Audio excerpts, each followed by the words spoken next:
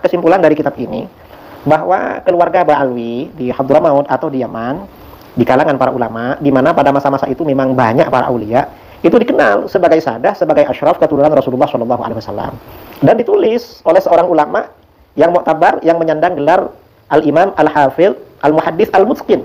Dan kalau orang ulama yang punya gelar seperti itu maka diterima, dan itu cukup menjadi dasar. Nggak perlu lagi engkel-engkelan, cari catatan, cari apa. Yang penting ada ulama yang muktabar. Kalau di dalam tradisi keilmuan NU atau tradisi keilmuan ahli hadis, tradisi keilmuan ahlu sunnah wal jamaah, itu sudah diterima. Nggak perlu macam-macam. Karenanya Imam Suyuti di dalam alfiyahnya tentang hadis sahih, kata beliau, wa khudhu haitsu hafizun alaihi nas au fi musannafin bi jam'ihi yukhas. Suatu hadis itu dikatakan sahih, yang penting ada ulama bergelar hafid menetapkan itu sahih. Itu selesai sudah. Walaupun kita tahu hujahnya, kita tidak tahu. Dan ini ternyata, ini Imam Az-Zabidi di dalam Tabaqatul Khawas mengatakan Ba'alwi ini asyraf, sadaq. Dan ini cukup. Bismillahirrahmanirrahim. Allahumma sholli ala sayyidina Muhammadin wa ala alihi wa sahbihi ajma'in, amma ba'du. Ja'alanallahu ayyakum min ahlil khairi was sa'ada fid din wad dunya wal akhirah. Wa sahalallahu umurana wa umurakum fi dunyana wa dunyakum wa ukhrana wa ukhrakum. Amin Allahumma amin. Jadi pangkal dari doktrin Kiai Haji Idrus Romli ada di sini. Makanya saya ulas kembali karena Kiai Haji Idrus itu hanya sekelebetan saja membacakan bait ini. Dimana sebagaimana kalau disimak full, Kiai Haji Idrus Romli itu ingin menegaskan bahwa keabsahan nasab sadah Ba'alawi sudah dinaskan atau diucapkan oleh seorang ulama yang bergelar al-hafidh, al-muhaddis, al-mutqin, al-muhakkik, yaitu Az-Zabidi. Bukan Murtado Az-Zabidi ya, tapi ini yang Az-Zabidi saja ya, yang hidup di abad ke-9 kalau tidak salah ya. Jadi prinsip Ahlus Sunnah wal Jamaah, prinsip atau tradisi orang NU, begitu juga tradisi ulama hadis, itu ketika ada satu hadis yang sudah dinyatakan sahih oleh seorang hafid, maka itu sudah sangat kokoh dan sudah cukup sebagai bukti kesahihannya, walaupun kita tidak melacak atau kita tidak tahu siapa jalur-jalur sanadnya. Begitu juga dalam masalah nasab, ketika sudah dinyatakan sahih oleh seorang hafid, maka itu berarti juga adalah sahih. Apa hubungannya nasab dengan sanad? Sama-sama muntasib kepada Rasulullah. Kalau nasab muntasib atau bersandar kepada Rasulullah secara darah, kalau sanad bersandar kepada Rasulullah secara sumbernya, yaitu ucapan Rasulullah atau reportase sahabat tentang perbuatan Rasulullah.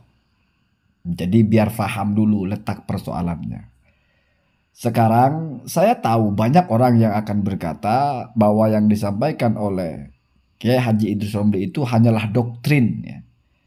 Tetapi mari saya bongkar mana atau di mana kekuatan dari kontennya Kiai Haji Idrus Romli.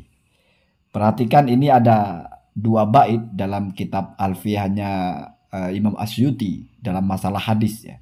Jadi Asyuti itu juga punya alfiyah dalam masalah nahu.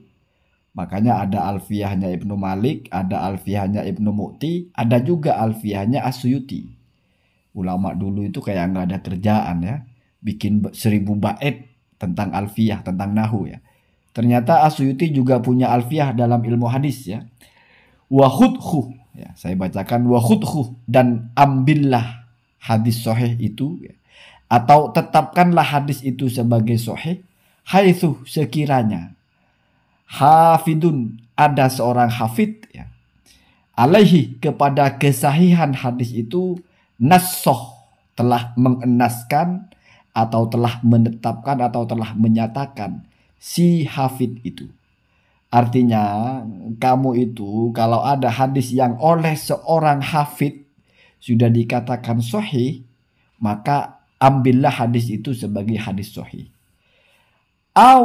Atau ada jalur lagi ya, min musonnafin, ambillah dari musonnaf. Musonnaf itu satu karangan kitab ya, sesuatu yang dikarang ya.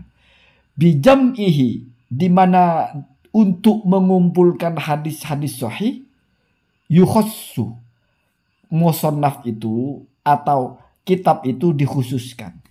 Atau ambillah juga hadis itu sebagai hadis sahih kalau kamu menemuinya ada di kitab yang dikarang memang khusus untuk mengumpulkan hadis-hadis sahih. Anda perhatikan ada 3 kitab di situ. Ya. Apa sih kitab-kitab yang biasa mengumpulkan hadis-hadis sahih? Ya yang populer itu kan Sahih Bukhari, Sahih Muslim. Padahal nggak cuman itu. Apakah semua kitab hadis itu isinya hadis sahih? Nggak begitu juga ya. Maka perhatikan di sini bait selanjutnya. Kabni Huzaimah, seperti kitab sahihnya Ibnu Huzaimah. Jadi ada satu kitab karya Ibnu Huzaimah yang memang dideklar oleh Al-Hafidh Ibnu Huzaimah ini sebagai kumpulan hadis sahih. Maka judulnya Sahihu Ibni Huzaimah. Yang pertama ya. Wa yatlu Musliman, dan itu derajatnya di bawahnya Sahih Muslim. Jadi tertinggi Sahih Bukhari, kedua Sahih Muslim, ketiga sahihnya Ibnu Huzaimah. Kemudian wa aulihi, dan jadikanlah yang setelahnya atau pengawalnya ya. Pengawal apa? Pengawal dari Huzaimah, artinya di bawahnya Huzaimah ini. Apa yang mau dijadikan atau diposisikan di situ? Al-Bustiyah. Nah, ini ulama ya. Kamu kalau baca Al-Bustiyah saja bingung apa Al-Busti. Ternyata dari kata Al-Busti ini, di situ dijelaskan bahwa Al-Busti itu dengan dibaca baknya dhamma, Al-Busti itu adalah nisbat kepada sebuah tempat, Al-Bust ya, namanya tempat di Kazakhstan ya kalau tidak salah ya. Kemudian siapa yang dimaksud? Yaitu Abu Hatim ya. Bukan Abu Hatim yang itu ya, tetapi ini maksudnya adalah namanya kunyahnya Abu Hatim terus Ibnu Hibban ya. Nanti saya bacakan lengkapnya. Ini mungkin kamu suka nonton konten yang cepat, jadi saya versikan yang kesimpulannya dulu. Jadi maksudnya adalah Ibnu Hibban. Berarti dalam kitab Sahihu Ibnu Hibban. Kemudian summa itu ditarkib ya. Berarti kitab Sahih Ibnu Hibban itu di bawahnya Ibnu Huzaimah. Ibnu Huzaimah di bawahnya Sahih Muslim. Sahih Muslim di bawahnya Sahih Bukhari. Itu tadrij namanya ya. Kelas ya. Kemudian summa itu litartib ya. Summa itu grade atau urutan ya. Al-Hakimah. Kemudian Sahih Hakim. Kalau sahihnya Imam Hakim itu adalah mustadrak. Mustadraku as-sahihaini. Apa itu mustadrak? Mustadrak itu adalah kitab-kitab yang kitab yang isinya hadis-hadis ya. Yang sebetulnya standarnya itu sahih. Sebagaimana standar sahihnya Imam Bukhari dan juga standar sahihnya Imam Muslim. Tapi tidak termasuk atau tidak termaktub dalam Sahih Bukhari Muslim. Sehingga disebutlah mustadraku as-sahihaini. Susulan ya. Susulan atau sesuatu yang dianggap sebetulnya harusnya ada di Sahih Bukhari atau Sahih Muslim. Tapi kok tidak ada. Ya.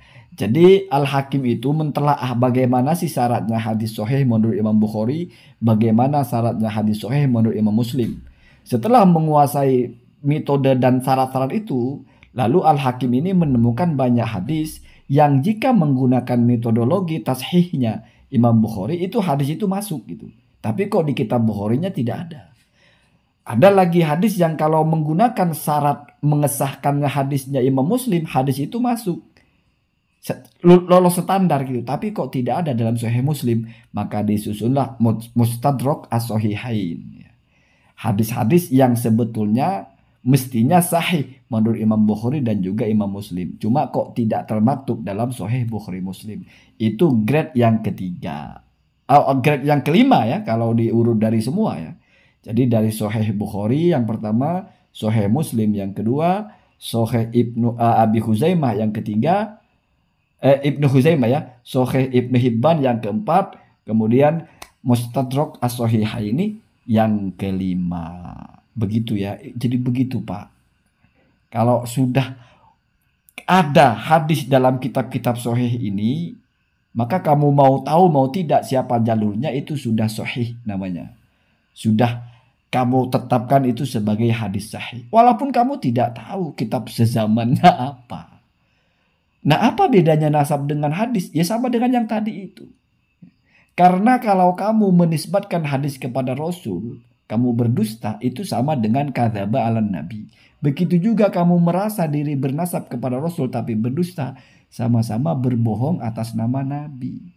Ini keturunan Nabi padahal bukan, berarti kan berdusta atas nama Nabi. Ini ucapan Nabi padahal bukan, itu berdusta atas nama Nabi. Begitu ya. Kemudian sebagai bonusnya saya bacakan syarah dari 2 bait ini, di mana kesimpulannya sudah saya sebutkan tadi ya. Bismillahirrahmanirrahim. Wa khudhu haitsu hafidun alaihi nas wa min musannafin bijam'ihi yukhas. Kabni Huzaimata wa yatlu musliman wa aulihil bustiya thummal hakimah.